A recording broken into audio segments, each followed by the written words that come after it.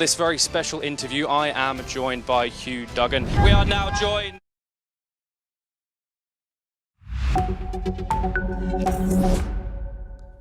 Hello and welcome viewers, I'm Pia and you're watching NewsX World. Let's take a look at the top headlines this hour. According to sources, Hamas will not participate in governing post-war Gaza. Sources have revealed that Hamas will not participate at all in the transitional phase, which means that it will relinquish control of the Gaza Strip. Even so, it will remain a fundamental part of the Palestinian fabric. In the meantime, US President Donald Trump and Egyptian President Abdel Fattah el-Sisi will chair the Gaza Peace Summit tomorrow. 20 world leaders, including Keir Starmer, Emmanuel Macron, Pedro Sanchez, Giorgia Meloni, King Abdullah and Erdogan, as well as Antonio Guterres and Antonio Costa, are slated to participate. Meanwhile, Hamas will miss the formal signing of the deal. Qatar's embassy in Egypt has confirmed that 3 Emiri Divan employees have died in a car crash near Sharm el-Sheikh. 2 others are injured and are receiving treatment. This accident has taken place shortly after diplomatic talks linked to the Gaza peace plan have concluded. Tehran has rebuffed attempts by E3 powers to resume nuclear talks, citing the implementation of snapback sanctions. At the same time, Iran has expressed that it is open to considering a fair and balanced nuclear proposal by the United States, emphasizing that it will not stop enriching uranium. Ukrainian President Volodymyr Zelensky has urged US President Donald Trump to broker peace in Ukraine, praising his efforts in the Middle East. Zelensky has called on Trump to pressure Russia into entering negotiations, even as attacks continue to knock out power across the country. China has accused the United States of double standards after Washington threatened new tariffs. Beijing's Commerce Ministry has urged the US to correct what it terms as erroneous practices, defending its decision to impose special port fees on US-linked vessels as a necessary countermeasure. The Taliban regime in Afghanistan has made it clear that it will not leave any aggression by the Pakistanis unanswered. This comes as Afghan forces have killed 58 Pakistani troops in retaliatory strikes overnight. A mutinied army unit in Madagascar says that it has taken control of all military forces as President Andry Rajoelina has warned of an illegal power grab. The CAPSAT contingent has joined anti-government protests in the capital, deepening a political crisis that has already left more than 20 people dead since late September. All right, viewers, those are the headlines and our top story. Sources close to the negotiating committee in Hamas have now revealed that Hamas will not participate in post-war governance in Gaza as the ceasefire has come into effect. This has been highlighted that Hamas would not be a part of the transitional phase of the Gaza Strip. Now, this controversial governance goes back to 2005. Back then, Israel completed its unilateral disengagement from the Gaza Strip, removing all military personnel and settlers. Palestinian Authority, led by Fatah Party, was given administrative control of the territory. And in January 2006, Hamas had secured majority of seats in elections. And after the factional fight, Hamas has controlled the Strip since then. This is, of course, the latest that we are tracking on the broadcast. Joining us is Mr. Ross Feingold, political analyst from Taipei. Thank you so much for taking our time and speaking to us on NewsX World. Major development coming in. Sources have now come out and revealed that Hamas will not be participating in governing Gaza post-war. We have discussed this in depth. They have stated, they've not said anything as far as disarmament is concerned, but we're now seeing reports of the idea of stating that it will dismantle the tunnel infrastructure over there. What do you make of this fresh revelation that has come to light? How significant is it? Hamas is simply stating the obvious here. Israel's position, with the support of the international community, is very clear. There was no role for Hamas in post-war governance of Gaza. regardless of what the post-war governance structure would be, whether that was a long-term Israeli military occupation, a technocratic Palestinian administration, or what now seems to be the case, this international entity with officials from both outside Gaza as well as Palestinians. So there was no possibility for Hamas to be part of the governance structure of Gaza going forward. And if they insisted that they did have to have a role, there'd be no ceasefire. So they're simply stating the obvious and acknowledging the reality. But as you mentioned, there is another important bottom line for Israel, again with the support of the international community, which is with regard to disarmament. If Hamas does not give up their weapons and their fighters do not surrender or leave Gaza, the war will not end. And that's a very important issue to Israel, obviously. And if Hamas is going to try and play games with that, they're going to be very disappointed, because very quickly there's just not going to be any international support for Hamas to continue the war if a ceasefire and this international governance entity begins its work, and prisoners are released from Israeli jails and hostages are released by Hamas. No one is going to be supporting Hamas to keep its weapons. So they need to be very careful here on that issue as well. Indeed, in the meantime, we're also learning that Turkish President Recep Tayyip Erdogan is traveling to Egypt to attend the peace summit on Gaza. Erdogan has long been critical of Israeli operations in Gaza. However, Turkey has played a key role in securing Hamas's agreement for the plan to end the war in Gaza and to ensure the reconstruction of the Gaza Strip. That there have been some points that have been contentious, but at the same time, what we're seeing with the first step has been a welcome move. In the meantime, as I mentioned earlier, there's a crucial meeting that is slated to take place tomorrow. More than 20 world leaders are going to be involved. What is your expectation from the summit in Egypt? I think we need to be careful about having too many expectations. The reality is, no matter what the issue, it could be a civil war somewhere, a famine, natural disaster, there are often these international summits. There's often pledges of support and specifically financial support, and it doesn't come in. The money just never arrives. Countries don't live up to their commitments, or the ask is simply too much, and the amount that's asked for is just never raised.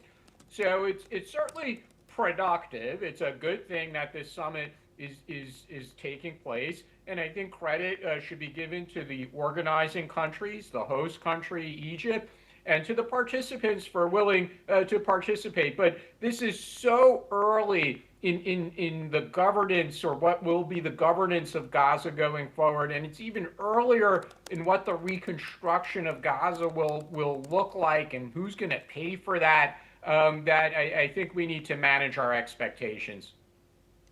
Indeed, sir. I request you to stay on with us as we are tracking some further updates. Now, as the first phase of the Gaza peace plan comes into effect, Israel is preparing for the exchange of prisoners with the hostages. The Israeli Prison Service has published a video of buses lining up on a road near a prison in the West Bank in preparation for the release of Palestinian prisoners and detainees as part of the deal. Now, in the first phase of the plan, Israel is to withdraw troops from certain accepted areas in Gaza and exchange prisoners in Israel with the hostages held by Hamas. Meanwhile, a convoy of trucks carrying aid through Khan Yunis was also seen moving in Gaza.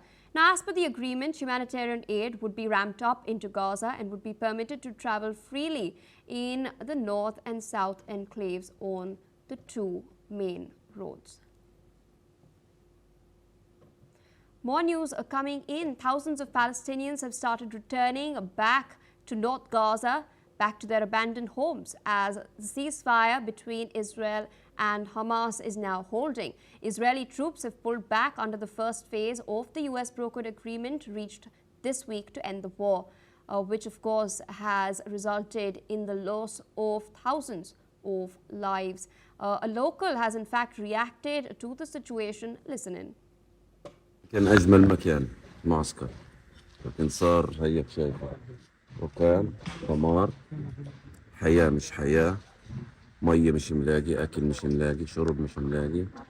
أنت رجعت على الصاعقة في حلم عمرك ما توقعت إنك أنت تشوفه. أقول لك يمكن مع نفسك لو بدك تسأل نفسك أنت تتخيل إنه يصير فيك زي هيك؟ لا، عمرناش إحنا تخيلنا يصير فينا زي هيك. آلة دمار، آلة قاعدة إنك أنت تتحسر عليها، فما بالك في بيتك وذكرياتك وعملك وشغلك ومدرستك ودنيتك كلها تدمرها. انت ما خلاش عندك حتى افق انك انت تتفرج للمستقبل. احنا مرت علينا حروب، في ناس لليوم ما خدتش تعويضاتها. هنيجي نقول بدهم تعويض؟ تعويض عن ايش؟ بدك تعوضنا عن مين؟ انا حجر في بيتي بسوى الدنيا وما فيها. ايش بدك تعوضني؟ ايش بدك تعوضني؟ كلنا دفعنا دم قلبنا، دم ذكرياتنا، حياتنا، دنيتنا. US President Donald Trump will join leaders of more than 20 countries in Egypt tomorrow for the international summit aimed at finalizing permanent peace terms. More news coming in from the Middle East. The UNIFIL peacekeeping force in Lebanon has reported that one of its observers was lightly injured when an Israeli drone dropped a grenade near a UN position in Kafr Kila in southern Lebanon just before noon yesterday. The observer received medical assistance after the explosion. The UNIFIL has stated that peacekeepers had observed two drones flying near their position before the grenade was dropped. There has been no immediate comment from the Israeli Defense Forces with regards to this matter. Meanwhile, earlier this month, the UNIFIL had accused the IDF of dropping grenades near its observers in southern Lebanon, and the IDF meanwhile stated that it was investigating the incident. Since then, no further details have been provided. With us on the broadcast is Mr. Ross Feingold, political analyst. What do you make of these fresh developments that have come to light? The UNIFIL has been making these claims. So far, the IDF has stated that it will be investigating this situation, but has not provided anything concrete as far as the findings are concerned. The key thing here is to remember that the situation in northern Israel or southern Lebanon still remains volatile. Hezbollah is not willing to comply with the agreements that have been made that were supposed to bring peace to the region. And the key thing there is that the National Army of Lebanon is supposed to exercise its authority over that area, and Hezbollah is supposed to pull back and stop its threatening behavior. And very similar to Hamas in Gaza, Hezbollah just doesn't want to give up its weapons. They don't want to cease to be an armed group. And that really introduces a cancer, for lack of a better word, into that region. And it really prevents not just the people of northern Israel from going on with their lives, but the other victims here, similar to the people of Gaza, it's the people of southern Lebanon. They're basically living under this dictatorship that's a state within a state, wants to exercise political control and wants to exercise security and military control over the area as well, and they simply won't give up. And as long as Hezbollah remains active in that area, the IDF, the Israeli Defense Forces, they're not going to stop intervening. If they think Hezbollah is a threat, they're going to take action. And sometimes the UN peacekeepers are caught in the middle. It's not the first time that, unfortunately, that the peacekeepers have been caught in the middle. But ultimately, the way to peace in southern Lebanon is for Hezbollah to comply with the agreements that have been made. All right, sir. With that, I would like to thank you for taking out time, sharing your perspective with us on NewsX World. With that, viewers, we're shifting focus to South Asia.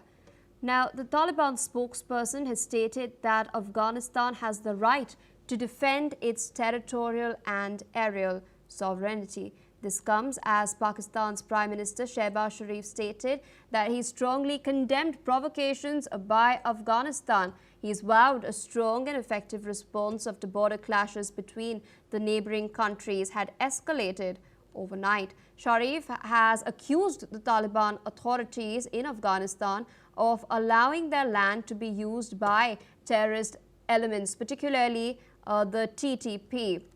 He has stated there will be no compromise on Pakistan's defense. The Taliban spokesperson has in fact stated that Afghanistan will not leave any aggression unanswered. Listen in. په دې مهمه زماني مقطع کې چې افغانستان ځینې سیاسي او اقتصادي پرمختګونه تجربه کوي له افغانستان سره په فرضي کرښه کې شخړو ته لمن وهي د افغانستان د هوایي قلمرو نقض او کرښې ته نږدې په عامه ځایونو بمبار چې الحمدلله هر ځل غاښ ماتونکی ځواب ورکړل شوی او دا د ټولو ته جوته وي چې افغانستان له خپل ځمکني او هوایي حریم څخه د دفاع حق لري او کوم تیریګر بې ځوابه نه پرېږدي. This all comes as Afghan officials have stated that 58 Pakistani soldiers have been killed in retaliatory operations. Meanwhile, a Pakistani official has stated that Pakistan fired light and then heavy artillery at 4 points along the border. He's added that Pakistani forces shot down 3 Afghan quadcopters suspected of carrying explosives. We've of course been seeing the situation along the contentious Durand line explode over the last couple of days. In fact, Saudi Arabia and Iran have put out statements. They've reacted to these developments, calling for Pakistan and Afghanistan to exercise restraint. But as of the latest, border crossings have been closed across the Afghanistan-Pakistan border. The Taliban government, as you've just heard in the soundbite, has made its position extremely clear, stating that it will not tolerate any aggression by Pakistan. In the meantime, Pakistani Prime Minister Shehbaz Sharif has claimed that Afghan territory is being used by terrorist groups like the Tehreek-e-Taliban Pakistan to carry out attacks in Pakistan. We've seen a recent spike in such attacks that have taken place within Pakistan itself. In the latest, the TTP had claimed responsibility for deadly attacks in several districts in the northwestern region of Pakistan in Khyber Pakhtunkhwa that killed 20 security officials and 3 civilians as well. This is, of course, a crucial development that comes even as the Afghan Foreign Minister is in New Delhi, and India is now upgrading its ties with Kabul, reopening its embassy. We've also recently seen the Moscow format dialogue take place in Russia, where all countries who are participating have backed Afghanistan in asserting its sovereignty as far as the US demand for the Bagram Air Base continues. But in the meantime, this is the latest that we're tracking from South Asia. Taliban spokesperson has stated that Afghanistan has the right to defend its territorial and aerial sovereignty. We had seen Pakistani strikes taking place in Kabul a couple of days ago. 2 days ago, to be very specific, something that Afghanistan has strongly slammed and stated was a violation of its sovereign territory. In the meantime, Pakistan responded by claiming that Afghanistan is provocating Islamabad on the other hand. He has stated and accused the Taliban authorities in Afghanistan of allowing their land to be used by terrorist elements, and has emphasized that there will be no compromise on responding to terrorist threats that threaten Pakistani defense. These escalations have been taking place across the Durand line in particular over the last 2 days. As I mentioned earlier, Saudi Arabia and Iran have reacted to all of this, urging all parties to exercise restraint in the meantime. But we've also seen the recent statement, the recent soundbite that we just played out, that the Taliban government has made its position very clear, stating that it will not tolerate any aggression by Pakistan. On that note, let's in fact listen in to the soundbite of the Taliban administration official once again relaying their message to Pakistan. زماني مقطع کې چې افغانستان ځینې سیاسي او اقتصادي پرمختګونه تجربه کوي له افغانستان سره په فرضي کرښه کې شخړو ته لمن وهي د افغانستان د هوایي قلمرو نقض او کرښې ته نږدې په عامه ځایونو بمبار چې الحمدلله هر ځل غاښ ماتونکی ځواب ورکړل شوی او دا د ټولو ته جوته وي چې افغانستان له خپل ځمکني او هوایي حریم څخه د دفاع حق لري او کوم تیریګر بې ځوابه نه پرېږدي. With us on the broadcast is Sadaf Yarmal, Afghan journalist, joining us from Quetta in Pakistan. Thank you so much for taking out time and speaking to us on NewsX World. What we've witnessed over the last 2 days is a very serious escalation along the Afpak border, the contentious Durand line. Border crossings are closed now as well. The Taliban government has just issued a statement. We've heard what the Taliban regime has stated. They will not tolerate any aggression by Pakistan. Where do you see this headed? Could the situation escalate even further? Thanks for having me. And what we are seeing now is one of the most serious military escalations between Afghanistan and Pakistan in recent years. After Pakistan's airstrikes inside Kabul and Paktia province of Afghanistan, regardless of Pakistan claiming it's targeting TTP leaders, this way widely seen inside Afghanistan as a clear violation of Afghan sovereignty. Even many Afghans who strongly oppose the Taliban do not support foreign military attacks on Afghan soil. Following this, the Taliban carried out what they described as a retaliatory operation along the border, targeting Pakistani military posts, and reports from the Taliban Ministry of Defense claims that 58 Pakistani soldiers were killed. The situation can escalate further, and especially because both sides are using strong military languages, and neither wants to appear weak. If diplomacy does not intervene, we could see continued border clashes and even the involvement of regional actors. So yes, the risk of escalation is very real. Indeed, and we've also seen a statement that has been put out by Pakistani Prime Minister Shehbaz Sharif. He's claimed that Afghan territory is being used by terrorist groups like the TTP to carry out attacks in Pakistan. I wanted to understand from you, Sadaf, what weight does this statement really hold? Pakistan's claims is not new. It has repeatedly accused the Taliban of harboring or tolerating the Tehrik-e-Taliban Pakistan or TTP inside Afghanistan. There is evidence that TTP figures do operate from Afghan territory, particularly along the eastern provinces. However, Islamabad's airstrikes inside Afghanistan are not a legitimate solution and only increase tensions.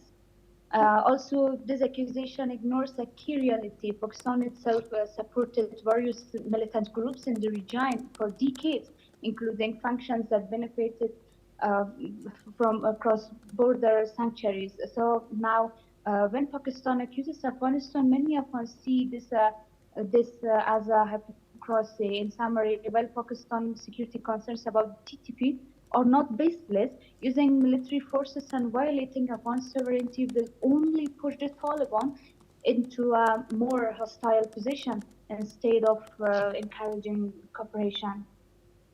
Indeed, and there's been another development in South Asia at large. Afghan Foreign Minister Amir Khan Muttaqi has met Indian External Affairs Minister Dr. Jaishankar in New Delhi. India has stated that it will reopen its embassy in Kabul, which it had earlier downgraded to an office after the withdrawal of US troops in 2021. And now, according to you, what are the larger geopolitical implications of this development?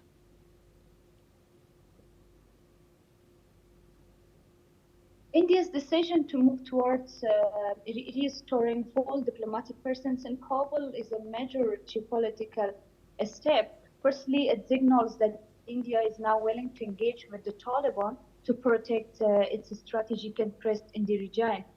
Secondly, this creates new pressure on Pakistan, which has always viewed Afghanistan as part of its security sphere. Closer to India, Taliban engagement weakens Pakistan's traditional influence over Afghan affairs.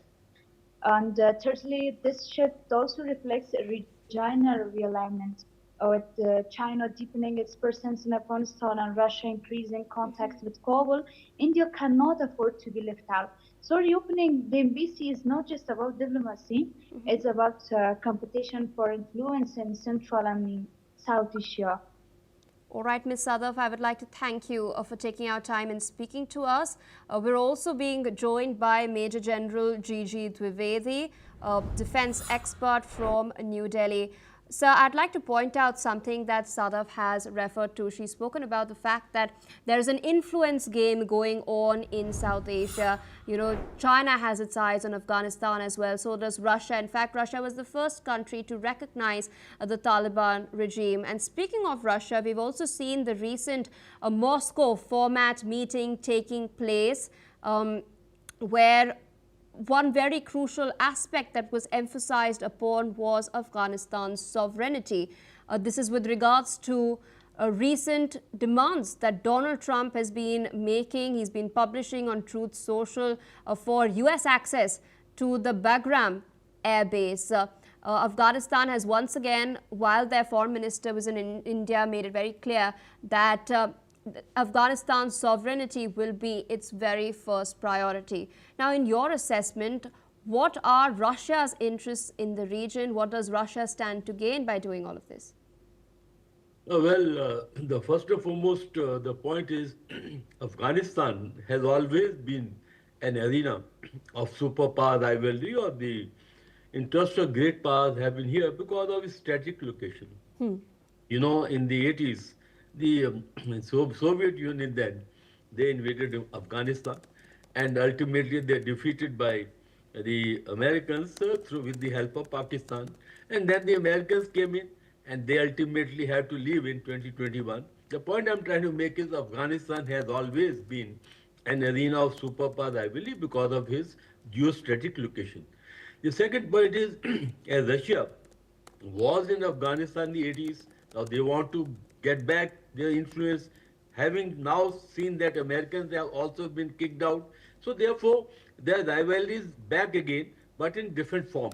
Now the major interest is economics.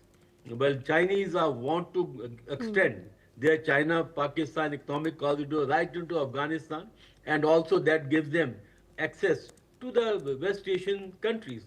Now Russia want to again get back into Afghanistan because doesn't want to yield way, though it was thrown out in the 80s.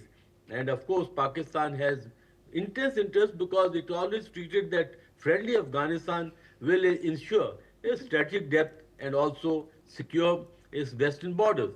But the point you are trying to make is why Russia is now interested, because Russia definitely has immense interest because it doesn't want the Americans to have a free pass, or the American getting back, or they're trying to get back to the Bagram air base. And of course, today, China and Russia are part of the same camp.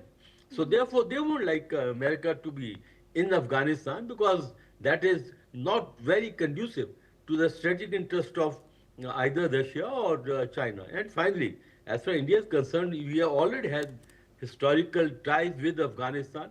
And today, we are trying to work back the ties again. Of course, the Taliban, when they came in, India was slightly skeptical. But please remember, we have invested about $3 billion for the infrastructure, for the projects which are friendly for people. And of course, we don't want Pakistan influence back there. And today, Pakistan and Afghanistan today, they are almost at war with each other. And we want to build a relationship, and that's why Afghani's foreign minister is in India, and we are trying to get back the political and the diplomatic process again on track. Yeah. Indeed, Afghanistan is popularly known as the graveyard of empires, and you've pointed out China's interest in the region. Now, Afghanistan is a signatory to the Belt and Road Initiative since 2023. But I wanted to understand from you, considering these recent border clashes that have taken place near the contentious Durand line, how comfortable would the Taliban regime really be with the extension of the CPEC in particular to their territory?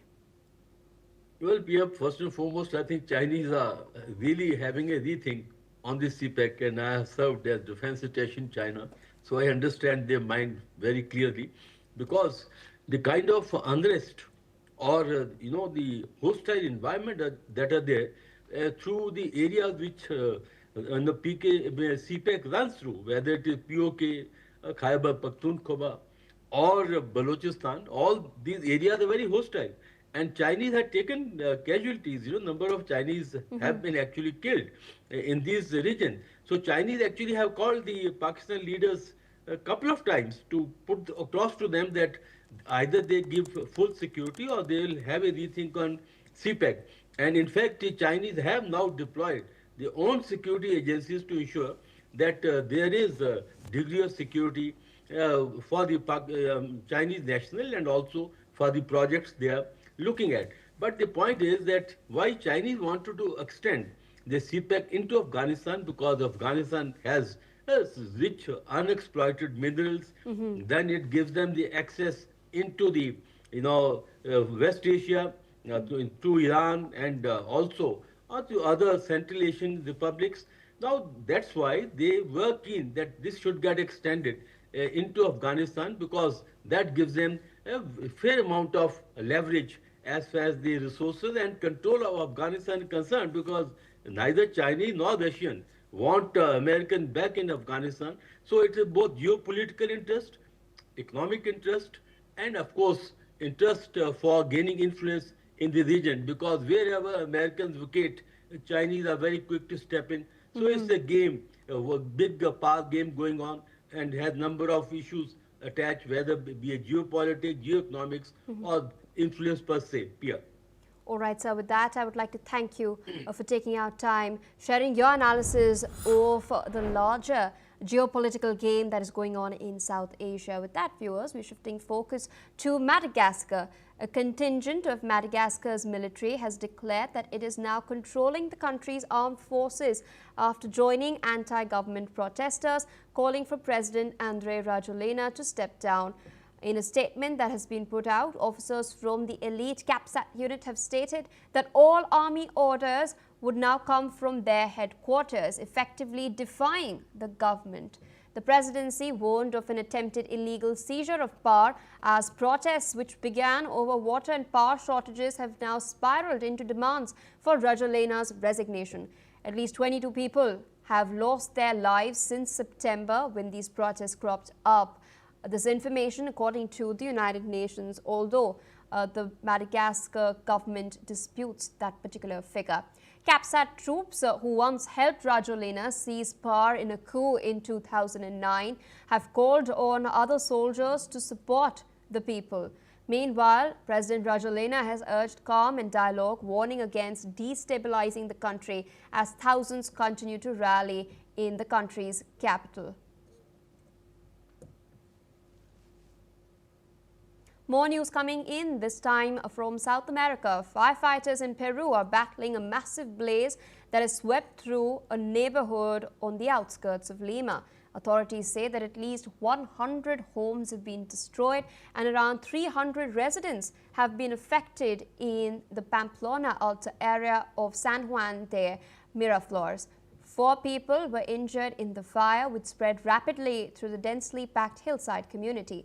Emergency crews worked through the night to contain the flames as families searched through the rubble for whatever little they could salvage. Listen in to what some of the residents have had to say. Los bomberos llegaron cuando ya terminó ya, todo ya. Así todo ya. Y por atrás llegaron porque no hay ni agua tampoco, pero llegan para acá no hay ni agua. Los vecinos comenzaron a gritar, comenzaron a decir, incendio, incendio, puta viejo, he sacado mis perros, he comenzado a sacar mis cosas, ayudar a los vecinos, ¿no? Mientras tanto sacar a la gente, a los animales más que todo. Ayudar acá, hermano, toda la gente que vive acá.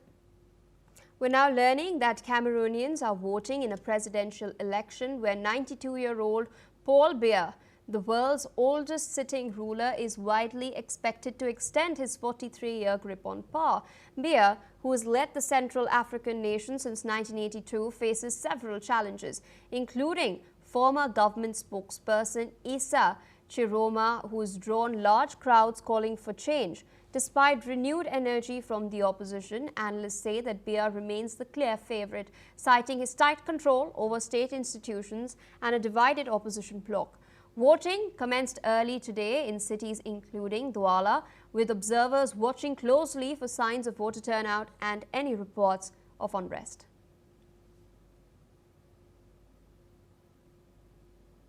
More news coming in, this time from Colombia. The Colombian army has presented its first drone battalion to attack and defend itself against illegal armed groups such as guerrillas, which used these types of aircrafts to target uniformed personnel and civilians in a modality that has transformed the nature of armed conflict. Colombian General Carlos Padilla, commander of the Army Aviation Division, has stated that the conflict in Colombia has developed based on certain technological advances, especially given by small unmanned aircrafts. Listen in to what General Carlos has had to say. Muy buenas tardes. El conflicto en Colombia ha tenido un desarrollo basado en algunos avances tecnológicos, especialmente dado por estas pequeñas aeronaves no tripuladas. En lo que va corrido en año y medio, hemos sido presa de alrededor de 350 o más de 350 ataques con drones a las propias tropas. Debido a eso, tenemos 15 militares asesinados y tenemos alrededor de 170 heridos. Es decir, pues al final del día todos estos drones nos dan una capacidad de ojos en el aire en profundidad que no teníamos antes. Y es lo que queremos aprovechar no solamente con este batallón, digamos con mayores extensiones, sino también para todo el ejército. Well, viewers, due to paucity of time, this is all we have for this bulletin. More news and updates on the other side. Stay tuned on NewsX World.